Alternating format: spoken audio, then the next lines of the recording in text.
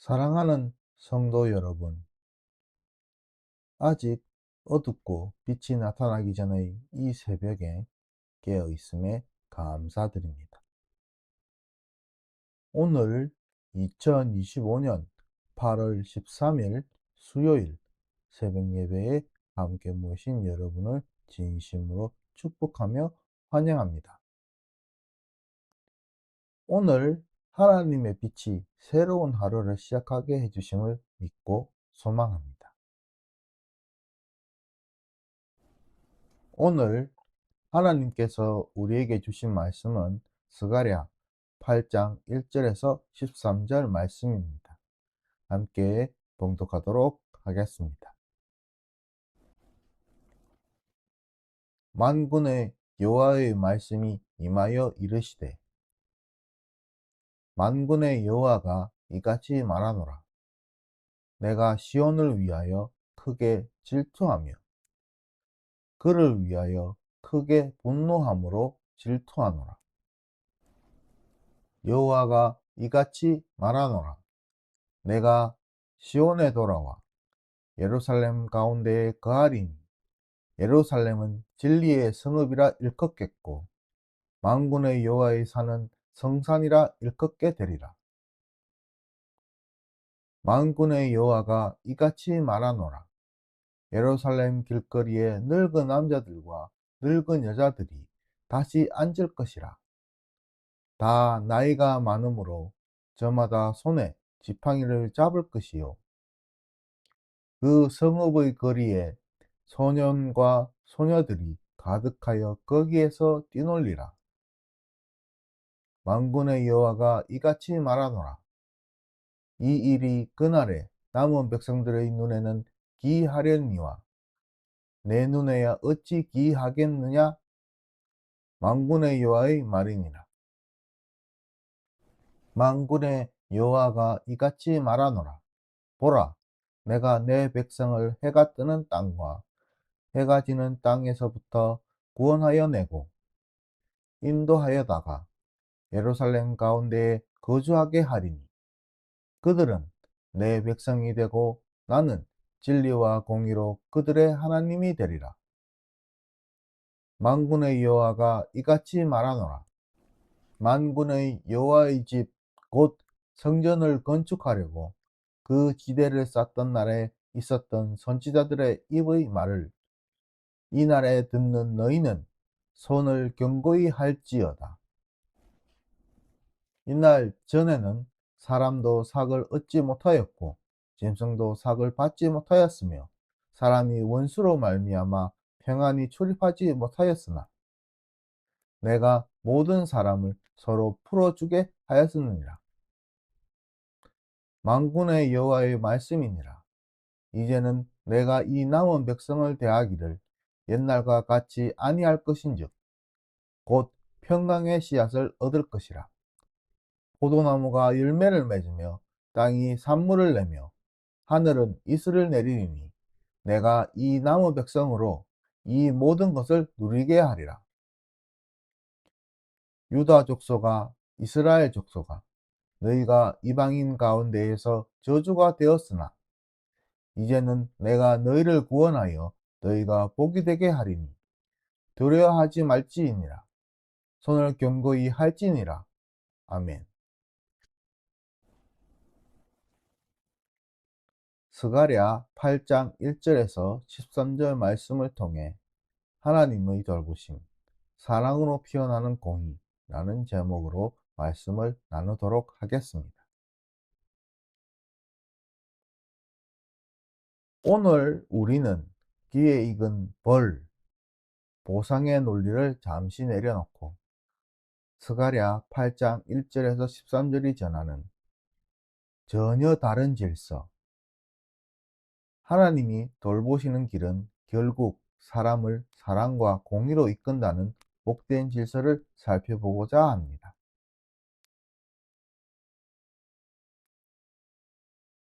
12절에서 하나님은 이렇게 약속하십니다. 씨를 뿌린 땅이 평안할 것이요 포도나무가 열매를 맺고 땅이 소산을 내며 하늘은 이슬을 내리리라. 즉, 하나님의 돌보심은 거창한 기적보다 씨 뿌리는 일상, 씨 뿌리는 일상이 안전하게 뿌리 내리도록 땅과 하늘을 돌려놓는 방식으로 나타납니다. 이 약속을 붙잡고 하나님의 돌보심이 어떻게 사람을 정의와 연민의 길로 부르시는지 따라가 보도록 하겠습니다. 이스라엘은 오랜 유배와 폐허라는 시공간을 통과했습니다. 돌무더기 사이로 새싹이 돋아나지 않을 것처럼 보였지만 하나님은 놀랍게도 나는 다시 시온을 질투하듯 사랑하여 머물겠다 라고 선언하고 계십니다. 여기에서 우리는 첫 단추를 끼우게 됩니다. 하나님께서 역사를 돌보신다는 말씀은 먼저 이 땅에 다시 와 주신다 라는 뜻을 내포하고 있습니다. 전지전능하신 하나님께서 굳이 폐허 한복판을 다시 찾으시겠다는 말씀은 그 말씀 그 자체가 사람이 견디는 수고가 결코 헛되지 않음을 증언하고 있습니다. 바로 하나님은 나의 돌보심은 너희를 안전한 거리와 넉넉한 밭으로 이끌 것이다 라고 다시금 말씀하고 계십니다. 길가에 뛰어노는 아이와 지팡이의 의지에 걷는 노인의 장면을 동시에 보여주심으로써 하나님의 돌보심의 첫 열매를 공존, 즉 가치함을 그려주고 계십니다. 공존, 가치하심, 가치 존재함. 이것은 누구 하나 밀리지 않는 자리를, 공간을 말하고 있습니다. 힘 있는 자가 앞자리를 차지해도 약한 자가 옆으로 밀려나거나 구석으로 물려나지 않는 상황. 그것이 바로 공존입니다. 이 공존의 풍경이, 이 공존의 출발점이 바로 하나님의 돌보심입니다. 하지만 하나님은 우리에게 공존을 보장하신 후에 곧장 공의를 말씀하시는데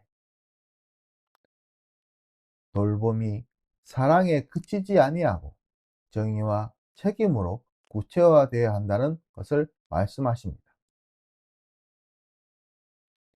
씨를 뿌린 자가 뿌린 대로 거두고 남의 밭을 침범하지 않으며 억울한 이의 눈물을 외면하지 않는 사회. 하나님은 이런 질서의 사회를 평안이라고 정의하십니다. 평안이란 사사로이 감정의 편안함이 아니라 하나님의 정의가, 하나님의 공존이 흐르는 질서를 말합니다. 이 대목에서 우리가 기억해야 할 사실이 있습니다. 하나님께서는 내가 돌보겠다 말씀하시면서도 사람의 선택을 존중하신다는 것입니다. 돌보심은 사람을 꼭두각시 혹은 인형으로 만들지 아니하고 두 손을 펴서 씨를 뿌리라 라고 우리를 부르십니다.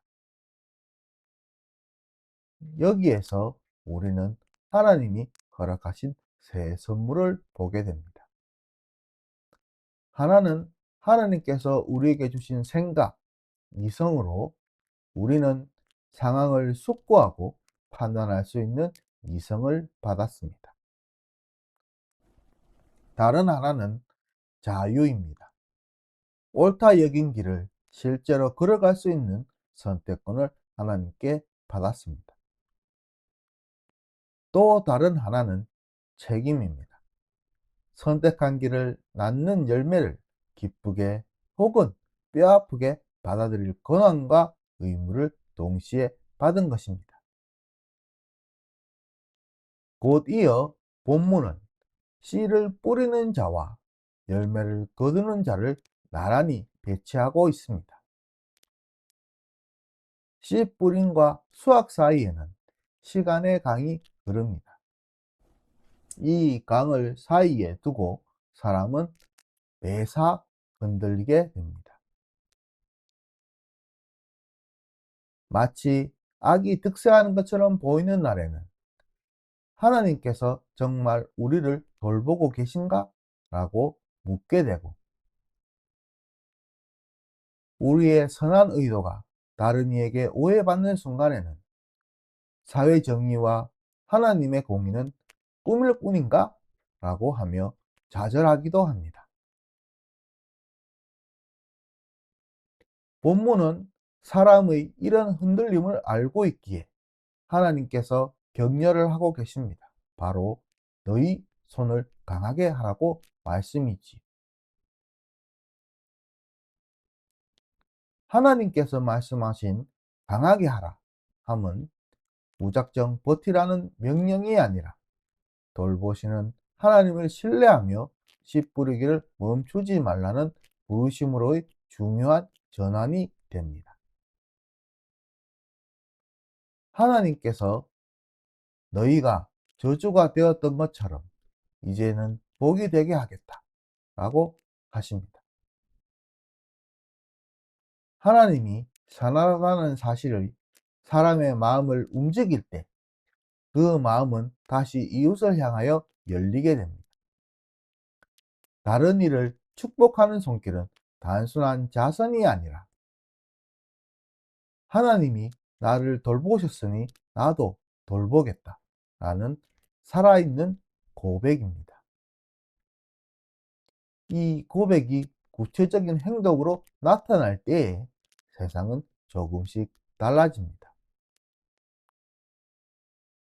그렇다면 왜 때로 우리는 씨 뿌리기를 주저하게 될까요?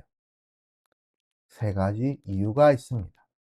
첫째, 불신입니다. 내가 뿌린 씨를 누가 훔쳐가면 어쩌나, 열매가 맺어지지 않으면 어쩌나 하며 매우 두려워하며 불신합니다. 둘째, 피로감 때문입니다. 우리가 선을 이루려다 남을 사랑하려고 하다가 상처를 입은 경험이 있다면 다시 일어설 기운이 쉽게 나지 않습니다. 셋째로, 자기 중심성 때문입니다. 내 몫이 줄어들까 염려에 아예 씨를 뿌리지 않습니다.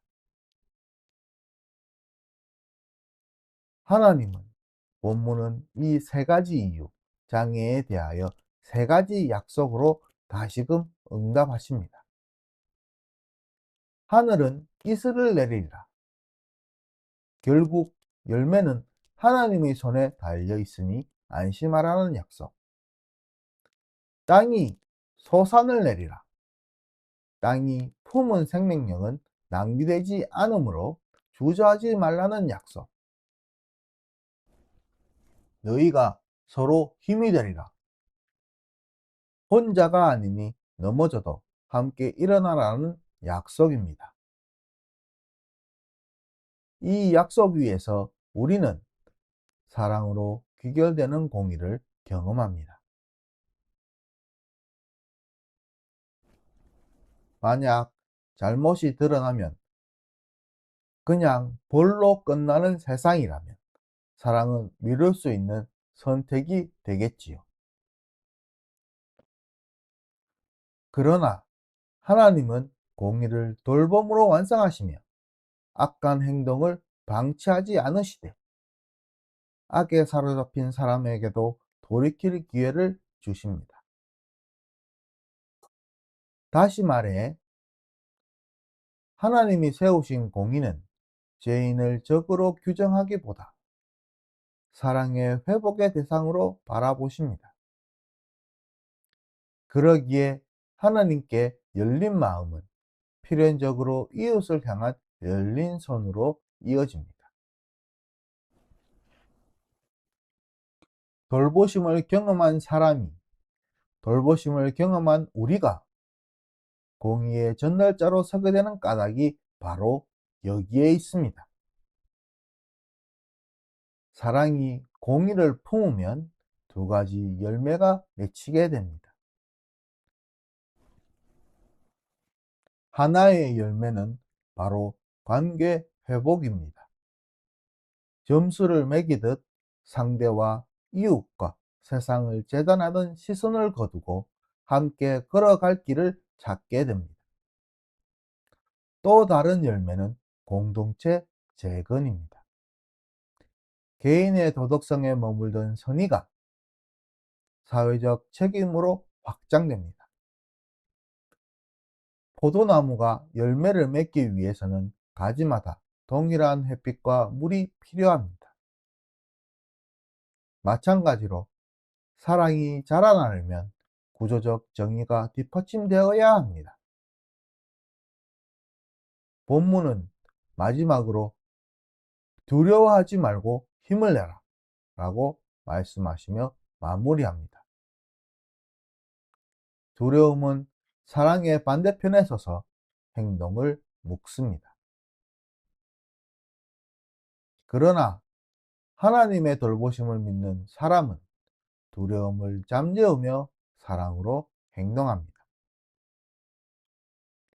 그 사랑은 선을 베풀다 손해를 보아도 열매를 맺게 하시는 이는 하나님이라는 깊은 신뢰로 다시 일어섭니다.